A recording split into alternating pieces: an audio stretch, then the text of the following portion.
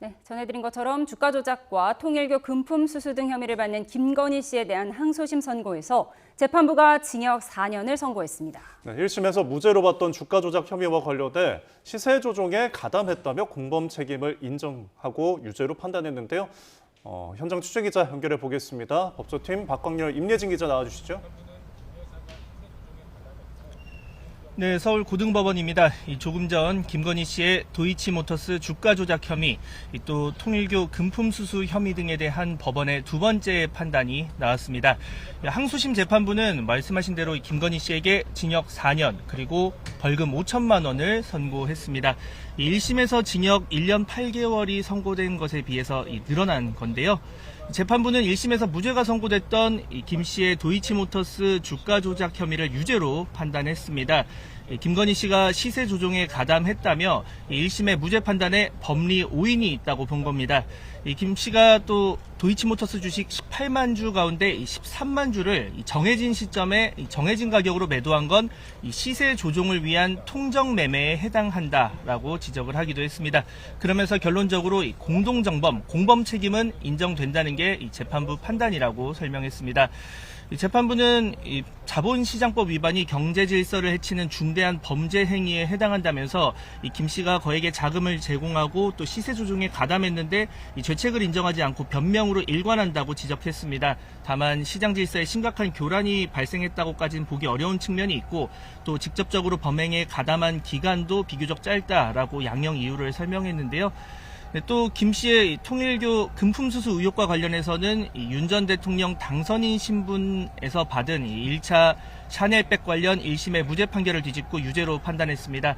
명태균 무상 여론조사 수수 혐의와 관련해선 무죄를 선고하면서 1심 판단을 유지를 했고요. 자, 쟁점별로 판단 사유 한번 살펴보겠습니다.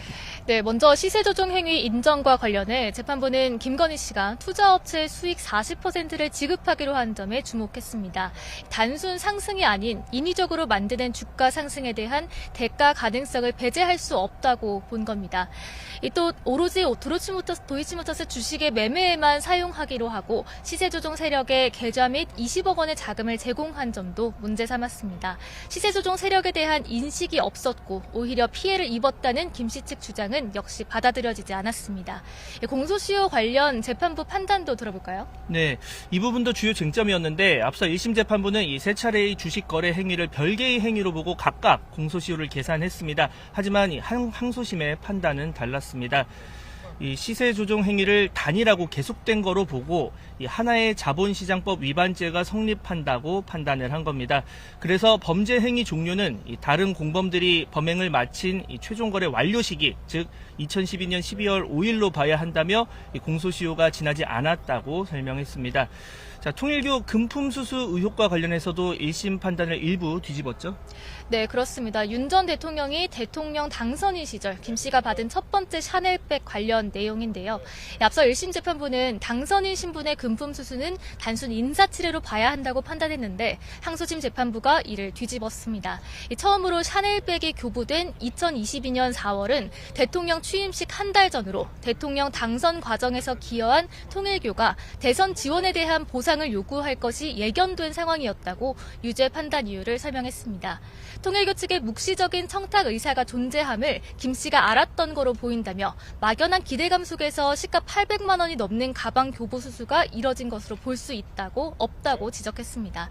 명태균 무상 여론조사와 관련해서는 2심 재판부가 비슷한 취지의 판단을 내린 거죠. 네, 그렇습니다. 이 윤석열 전 대통령 부부가 재산상 이익을 취득한 거로 볼 수 없어 무죄로 본다는 1심 판단에 대해서 사실 오인, 법리 오해 등 잘못이 없다고 봤습니다. 진술 등 증거만으로는 이 김 씨가 이 명태균 씨에게 여론조사를 의뢰 협의했다고 인정할 증거가 없다고 봤고요. 또 이 명태균 씨와 김건희 씨 간에 오간 문자 메시지 내용만으로는 이 여론조사 협의를 전제로 한 거라고 볼 수 없고 또 여론조사 결과 조작에 대해서 윤 전 대통령 부부가 관여했다는 추단할 증거가 없다라고 설명을 했습니다.